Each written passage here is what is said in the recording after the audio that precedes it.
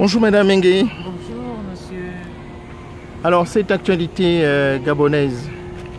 Écoutez, nous sommes très heureux qu'une délégation de la CPI se retrouve aujourd'hui au Gabon pour mener une enquête sur un incident qui a complètement choqué tous les Gabonais du monde entier, à savoir l'attaque par des hommes cagoulés du siège du QG du président Jean Ping. De mémoire de Gabonais, on n'avait jamais vu une telle chose, surtout de telles pratiques. Le mode opératoire, à savoir venir avec des hommes armés, cagoulés, et ensuite tirer sur les gens. Et donc il est vraiment très heureux qu'une instance internationale vienne constater les faits. Et j'ajouterais qu'il est ridicule que M. Bongo, qui a en même temps porté plainte auprès de la Cour internationale de la Haye, ait cru bon, par le biais de son avocat, de porter plainte également. Comme si M. Jean Ping s'était organisé pour tirer sur ses propres électeurs, pour massacrer ses propres soutiens. Mais en réalité, c'est pour créer la confusion et pour pouvoir continuer à rester au pouvoir. Ce sont des manœuvres, ce sont des fadaises qu'utilise M. Bongo pour continuer à embrouiller les personnes susceptibles de constater ce qui se passe au Gabon. Là, il y a eu une réunion en bonne et due forme.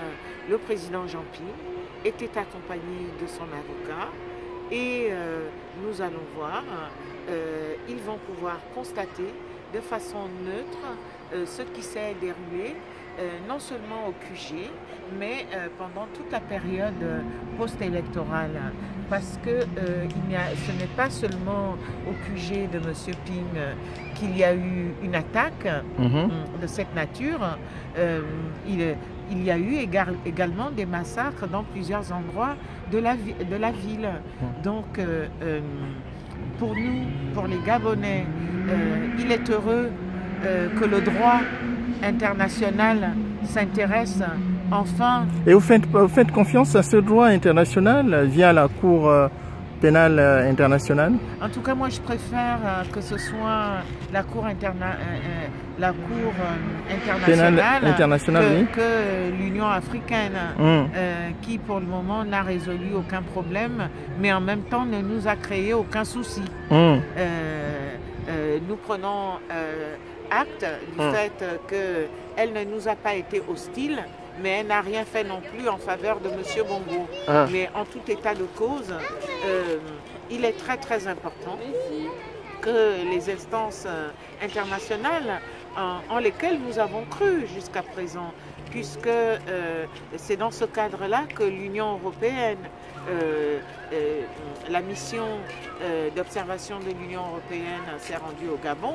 Si cette mission de l'Union européenne ne s'était pas rendue au Gabon, on ne se serait pas rendu compte justement de la façon dont la fraude électorale a été organisée. Donc, pour ma part, je suis tout à fait satisfaite chaque fois qu'une instance internationale ira au Gabon pour constater des faits de droit, c'est-à-dire violation des droits fondamentaux, c'est-à-dire fraude électorale et usurpation de titres sur le poste de président de la République. Et maintenant, manœuvre dilatoire tentant de faire croire que le président Ping serait armé et envoierait donc des personnes pour menacer afin d'obtenir la reconnaissance de sa victoire. Le président Ping, jusqu'à présent, a toujours été légaliste. Et d'ailleurs, c'est parce qu'il a été légaliste que la Cour constitutionnelle a pu s'arroger le droit d'oublier de compter les voix dans le Haut-Ogooué, comme le suggérait l'Union européenne. C'est pour cette raison-là, justement, qu'il est important de sortir des petites manœuvres qui ont l'habitude d'avoir lieu sur le continent africain, parce que la plupart de ces présidents sont souvent mal élus, ou pas élus du tout. Donc ils ne peuvent pas être jugés partis de ce qu'ils ont eux-mêmes organisé dans leur propre pays. Donc moi je fais, comme je suis une Européenne convaincue et que je pense qu'une des missions de l'Union européenne est justement de faire valoir ces valeurs qui sont les valeurs de la démocratie, qui sont les valeurs du suffrage universel, qui sont aussi les valeurs de respect des droits fondamentaux. D'accord. Alors, revenons un peu sur l'Organisation internationale de la francophonie. C'est quand même curieux que cette instance francophone rende son rapport 10 mois après la tenue de l'élection présidentielle. Est-ce qu'il fallait attendre le départ de M. François Hollande avec l'arrivée de M. Emmanuel Macron? Est-ce qu'il y a une coïncidence? Il y a beaucoup qui le disent déjà là. En tout cas, mieux vaut tard que jamais. Et nous pouvons saluer la vigilance des journalistes des RFI qui ont pu rendre public ces documents. Mais comment expliquez-vous ce retard? C'est curieux quand même. Écoutez, c'est un peu, on peut regretter justement que l'organisation de l'Agence de la francophonie n'ait pas justement rendu public ce rapport. Il est très très curieux que Madame Jean, qui au moment de sa prise de fonction avait dit que non seulement cette organisation allait veiller à ce que le développement fasse partie des axes de sa politique, mais que tout ce qui concernait la démocratie serait pris en compte. Donc c'est une grande déception. Parce que pour moi qui vous parle, puisque le mouvement civique des femmes que je préside avait soutenu la candidature de Michaëlle Jean quand elle s'est présentée, et nous constatons effectivement qu'elle-même n'a pas pris la parole sur l'élection gabonaise. On aurait attendu justement qu'elle puisse prendre la parole sur le Gabon, et on aurait attendu peut-être que cela va se faire, peut-être que Madame Jean va parler, comme d'ailleurs tous les chefs de mission parlent toujours de dossiers de crise qui leur sont remis. Mais en tout cas, on peut déjà reconnaître que ce document existe. Il va venir s'ajouter au rapport et aux recommandations de l'Union européenne. Et effectivement, on peut regretter qu'il n'ait pas été rendu public beaucoup plus tôt. Voilà, justement, l'Union européenne a exprimé des doutes sur cette élection. Nous avons l'Organisation internationale de la francophonie qui exprime aussi des doutes sur cette élection. On peut citer aussi l'instance panafricaine, l'Union africaine, qui a exprimé aussi des doutes. Finalement, M. Ali Bongo, il ne devait pas être à la tête de l'État gabonais.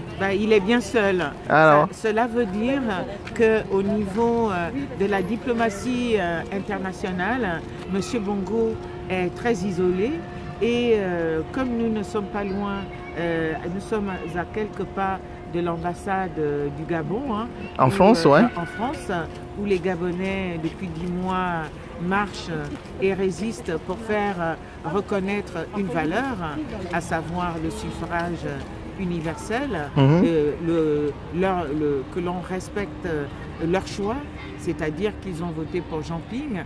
Et ce que je veux dire par là, c'est que nous sommes à côté de l'ambassade du Gabon et nous ignorons si avant de partir, un nouvel ambassadeur a été placé à l'ambassade du Gabon et si ce dernier a présenté ses lettres de créance au président François Hollande avant son départ. Donc voilà, nous voilà ressortissants d'un pays, mais nous ne savons pas qui occupe le poste d'ambassadeur du Gabon à Paris. Et nous osons espérer que celui qui usurpe le poste de président de la République n'a pas envoyé quelqu'un en France pour le représenter, parce que M. Gombo n'est pas seulement minoritaire au niveau des instances internationales, au niveau de la diplomatie internationale, il est minoritaire, y compris à Paris, où son parti a été battu pendant l'élection présidentielle, et notamment dans cette ambassade, à tel point